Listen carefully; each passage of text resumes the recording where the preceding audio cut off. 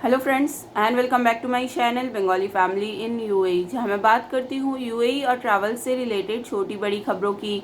तो दोस्तों, आज के इस वीडियो में बात करेंगे, एक बहुत अच्छी खबर आ रही है यूएई लेबर कॉन्ट्रैक्ट को लेकर। क्या है ये अपडेट, जानने के लिए आप सबसे रिक्वेस्ट है वीडियो को एंड तक के देखिएगा ताकि पूरा अपडेट आप सबको पता चल सके। तो दोस्तों, बहुत लोग कंफ्यूज होते हैं कि हमारा जो वर्क कॉन्ट्रैक्ट बनता है एम्प्लॉय और एम्प्लॉयर के बीच में, तो उनमें कौन सी चीज़ें मेंशन होनी चाहिए, क्या हम एक्स्ट्रा जो चीज़ें हैं उसको हम मेंशन करवा सकते हैं कि नहीं करवा सकते हैं।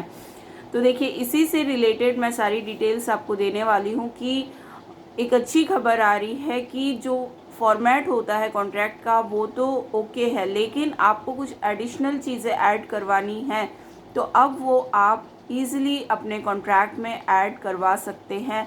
साथ ही साथ आई है एचआर पॉलिसी, जो कि अलग से आप मान लीजिए बोनस हो गया, सैलरी इंक्रीमेंट हो गई, और भी काफ़ी सारी चीज़ें आप चाहते हैं कि आपके कॉन्ट्रैक्ट पेपर में मेंशन रहे, तो अलग से आप एचआर पॉलिसी जो है वो बुक ले सकते हैं, जो आपके और आपके कंपनी के बीच में ही रहेगा, और ये भी अटेस्टेड होता है मोहरे की तरफ से। ये बहुत अच्छी खबर आ रही है और ये होना भी चाहिए। अगर आप हाई प्रोफेशन में काम करते हैं तो ये आपके लिए करवा के रखना मस्ट है।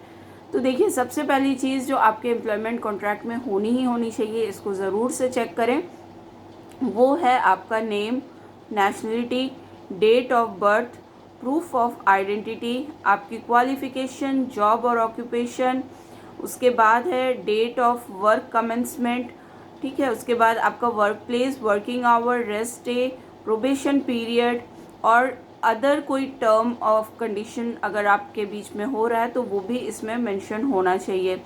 10 सैलरी, ठीक है, आपकी सैलरी होनी चाहिए, अलाउंस होना चाहिए, एनुअल लीव होना चाहिए, नोटिस पीरियड होना चाहिए, और टर्मिनेशन का प्रोसीजर क्या है वो भी मेंशन होना चाहिए।